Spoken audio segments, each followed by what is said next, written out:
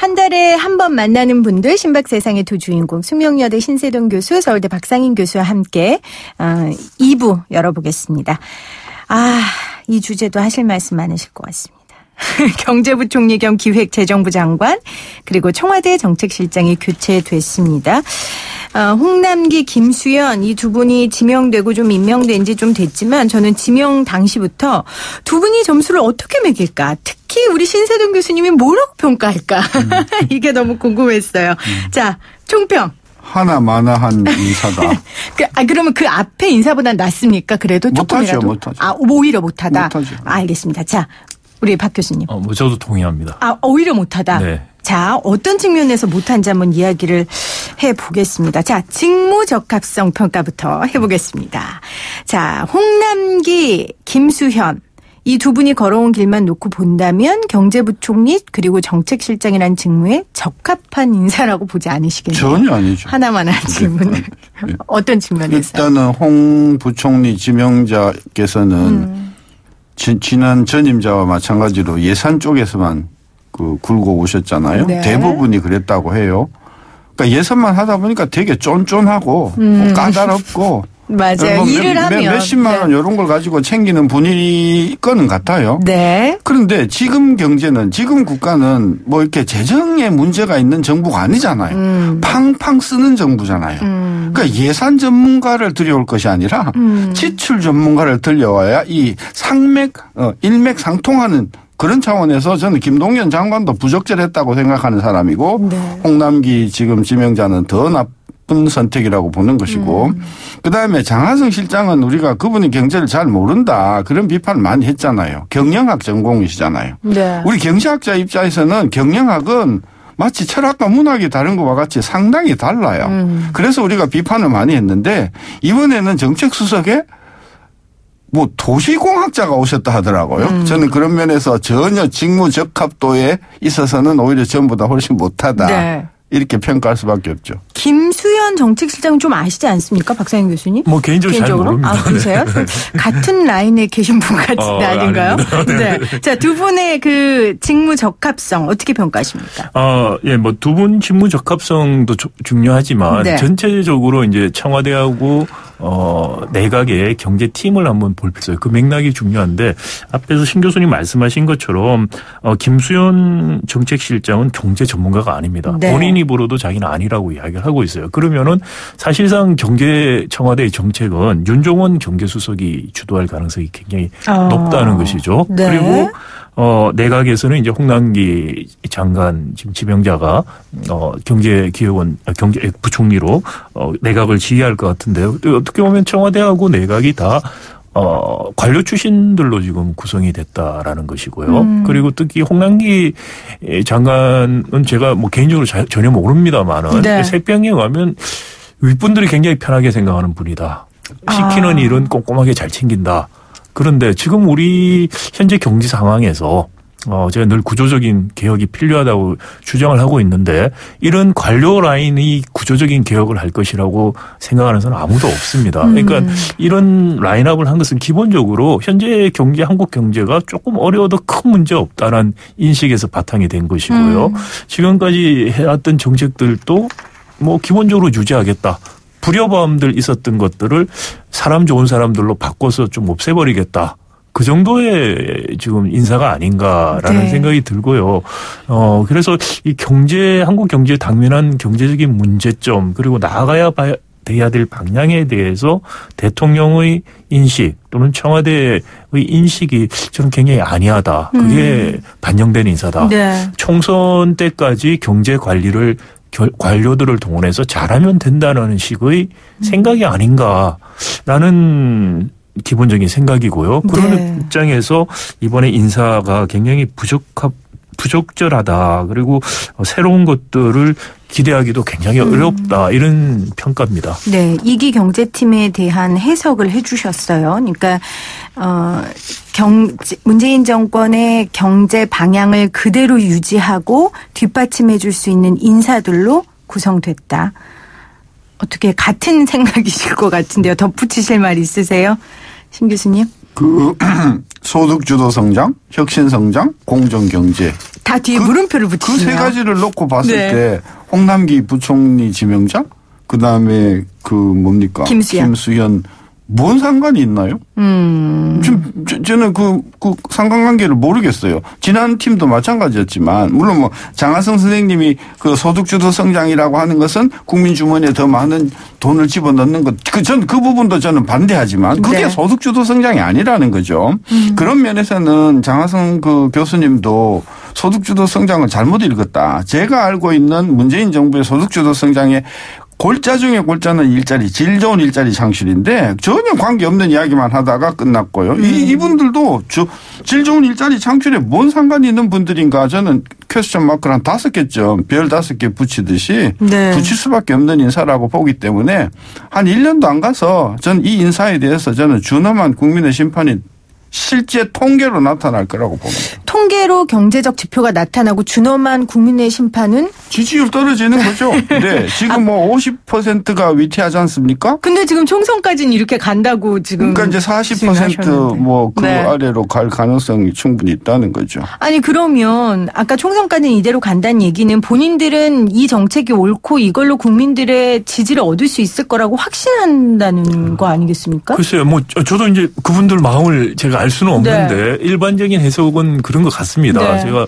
여러 경로 통해서 들어보니까 그런 인식들을 가지고 있는 게 아닌가라는 생각을 하고 있고요. 근데 뭐 저는 굉장히 우려를 하고 있고요. 뭐 이번에 며칠 전에 대통령께서 국무회의 때 네.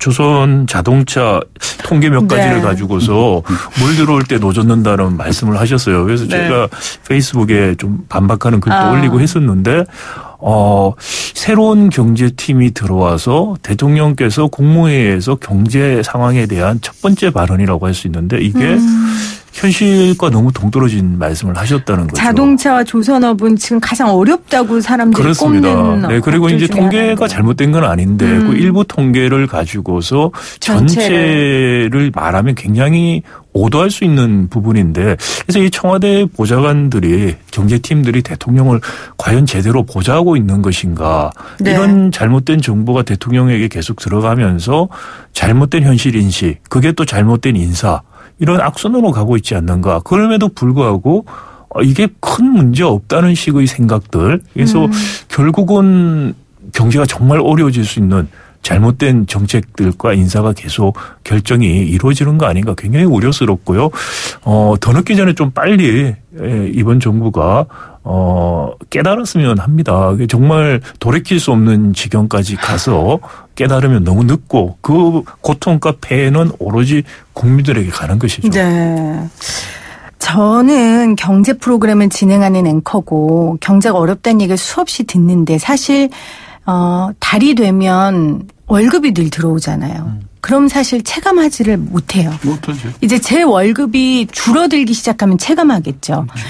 그러니까 제가 늘 느끼는 건 위에 계신 분들이 아직 체감을 못하는 거예요. 사실 저도 체감 못하니까. 솔직한 고백이지만.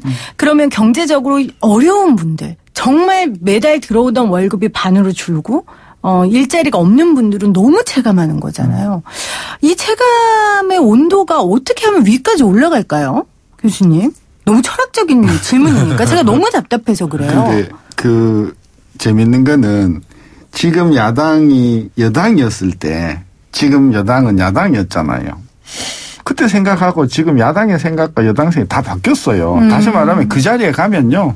또다시 모르게 되니까 그 방법이 뭐겠냐고 없어요. 없습니다. 총선으로 그래서 없다 보니까 네. 국민들만 참 안타까운 거예요. 아까 야 지금 현장 바닥이 얼마나 어려운가 하는 부분을 모른다 그랬는데 우리 경제학자들은 그게 수치로 막 잡히잖아요. 예, 가계대출 막 늘잖아요. 주택담보대출도 늘지만 기타 대출도 막 늘잖아요. 그리고 이 장사가 안 되니까 일단은 빌리고 보자 해가지고 제1금융권에서 제2금융권에서 이제 막 4금융으로 막 몰리고 있는 숫자들이 뭐 수십만으로 늘잖아요. 그리고 숙대 앞에 가보면 문 닫는 가게들이 너무 많이 나타나는 거예요. 세상에 30년 동안 저는 이렇게 문 닫는 이 가게 많은 건 처음 봤어요. 그 정도면 상황이 나쁘다. 구미 좀 가보시고요. 그다음에 울산 좀 가보시고 거제 좀 가보셔야 됩니다. 네. 근데 가셔서는 도지사만 만나시고 시장만 만나시니까 그분들도 못 느끼는 건 별로 못 느끼죠. 없거든요. 그러니까 제가 말씀드린 건 수치만 보는 걸로는 체감을 못 한다니까요. 내 월급이 반으로 줄어봐야 체감해요. 그런 것처럼 지금 근데 이제 그럴 수는 없겠죠. 그분들이 그러려면 지금 교수님 말씀하신 것처럼 현장에 가보셔야 되는 것 같아요. 그렇죠? 네. 그 사실 저기 국회의원들 만나서 이야기해 보면은요. 그 여당 의원들도 현장에서 의원들은 사실 총선 선거를 통해서 자기들이 재선되는 게 목적이기 때문에 현실에 대한 감각들이 굉장히 뛰어나고 많이 느끼죠. 그런데 네. 그런 것들이 전달이 안 되는 것 같아요. 그러니까 지금 대통령께서 사실 광화문 대통령 이야기를 하셨지 않습니까? 그게 뭐 광화문에 출퇴근하는 게 광화문 대통령의 의미가 아니고 네. 청와대에 있다 보면은 거기에서 정보나 인적인 접촉이 다 고립되기 그렇죠. 시작하고 세상과 동떨어진다라는 네. 거죠. 그래서 그렇지 않고 청와대 밖으로 과감하게 아웃리치해서 그런 많은 의견들을 듣겠다는 게 광화문 대통령입니다. 광화문에 청사를 두고 집무실을 두고 안 두고 그거 아무 문제가 아닙니다. 네. 청와대에 있더라도 많은 의견들 그리고 사실 대통령 앞에 가면 나쁜 소리 하기들 사람들 꺼려해요. 쉽지 않아지죠. 네. 그런 것을 본인이 생각하고 과감하게 많은 의견을 들으려고 해야 됩니다. 그런데 정해진 통로를 통해서만 의견을 듣고 과감하게 많은 사람들에게 본인 스스로 아웃리치해서 들으려고 하지 않으면은 그러면 제가 말씀드린 것처럼 몇 가지 정보 통계에 의해서 왜곡된 인식들을 계속 대통령이 가질 수밖에 없는 그런 상황이다. 그것 때문에 우리가 여러 가지 많은 문제점들 지금 겪었지 않습니까? 문 대통령 초심으로 좀 돌아가셔서 왜 광화문 대통령을 본인이 말씀을 하셨는지 왜 지금 현실과 동떨어진 이야기를 한다고 비판을 받고 계시는지 네. 초심으로 돌아가셔서 많은 분들을 만나십시오. 그러니까 현장에서 만나는 것뿐만이 아니고 제가 듣기로는 많은 전문가들 문 대통령을 정말 지지했던 전문가들조차도 대통령과 대화의 통로가 없다고 그래요. 그것이 저는 가장 심각한 문제다 지금 생각합니다. 우리가 문재인 대통령 이야기할 때 뭐 공감 능력이 뛰어나다, 소통 능력이 뛰어나다 이렇게 평가한 분들 지지자들이 많았잖아요. 그러니까 아까 말씀하신 것처럼 초심으로 돌아가시는 게 되게 중요할 것 같고 한 달에 한 번 하는 이 신박 세상이라도 좀 챙겨 들어주셨으면 하는 바람입니다. 자, 마지막으로 문재인 정부 2기 경제팀 수장들에게 제발 이것만은 하지 마라, 제발 이것만은 해라. 이렇게 한 개씩만 뽑아주세요. 일단 일주일에 저는 그런 생각을 했어요.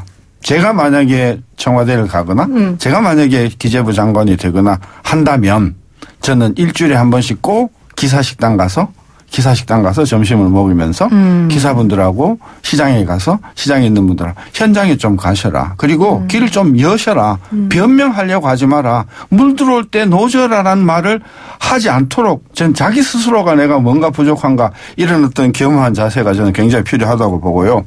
그다음에 정부나 청와대에 있는 분들한테 부탁하고 싶은 것은 당신네들보다도 훨씬 더 많은 것을 알고 있고 훨씬 더 많은 경험을 하고 있는 당신네들보다도 수가 몇 단계 높은 사람들이 우리 조선에 많다. 그렇습니다.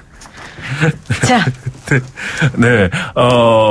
하지 마라고 말씀드리고 싶은 것은 눈치만 보지 마라. 윗분에게 잘 보이고 심기경호하려고 하지 말고 과감하게 본인들이 느끼고 또 체감하고 문제라고 하는 것을 말씀할 수 있어야 된다.